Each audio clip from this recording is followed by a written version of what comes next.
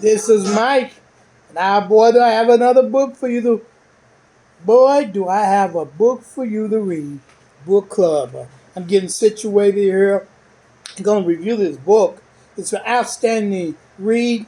It's The Motive by Patrick. I have to spell his last name for you so I don't mispronounce it.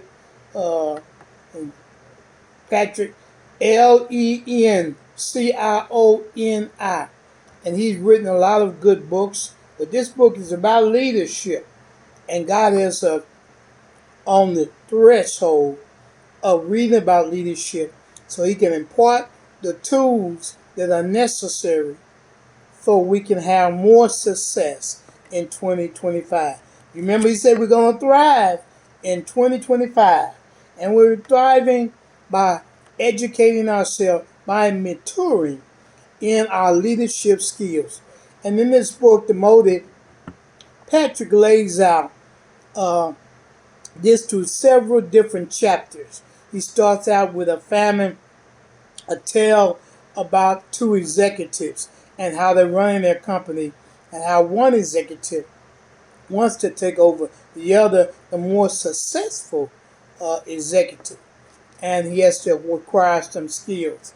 Yeah, and then it goes to situation and research, and then the invasion, and then they meet later and they begin to discuss the traits of the one executive who wants to take over the company of the other person.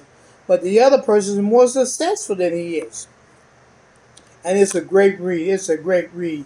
You get down to having to deepen, having to question your characteristics and your credibility and your humane.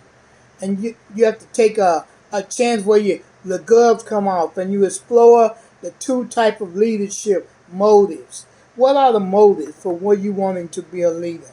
What are the motives? And in that, you decide why you really want to be a leader. That one guy, Patrick, he wanted to be a leader, but he didn't know why he wanted to be. Maybe we want to be a leader because we want other people to look up to it. Maybe we want to be a leader because we want to be success. But we're being a leader at the area of our business, but sacrificing our families in between. So then he developed the concept of a reward-centered leader. Reward-centered leaders that are in it for a reward. What can I get out of it? And he talks about if you were to develop your leadership team, how would it look?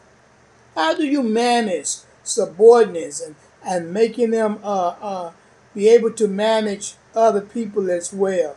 Those are some of the interesting things in the book. And then you get to the uncomfortable situation. Those are situations maybe you have with subordinates who aren't performing as you think they should perform, who aren't carrying out the duties and the success of the company. Maybe they're likable, but they lack skills. Maybe they have the skills, but they lack a personality. Having some difficult conversations with them. Because if you don't have a smooth running team, then you won't have a smooth running company. And that takes a part of having smooth running team meetings. Team meetings, Patrick, he didn't like to have team meetings. He went over, he kind of micromanaged them. And the people didn't like for him to micromanage him. And he has to discover this isn't the best way for him to do business. Then in another chapter it said communicating constantly and repetitively to employees. What's your vision? What's your plan? Are you communicating that effectively with others? And you all know we always talk about servant leadership.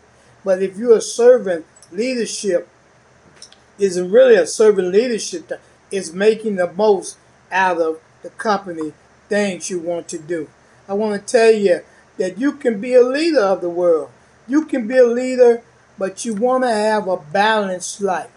You want to have those things in place, and you want to have an enjoyable experience. This book, it helps us understand and perhaps adjust our leadership motives so that we can fully embrace the difficulties, crucial nature of leading an organization, whether it be a religious organization, whether it be a for-profit organization or a non-profit organization. All those require a certain amount of leadership skills. And when we don't have those things, we suffer in them. And that is to be commended when we read it. While it was a great read, I want to encourage you to go ahead and read it for yourself. It's a great book.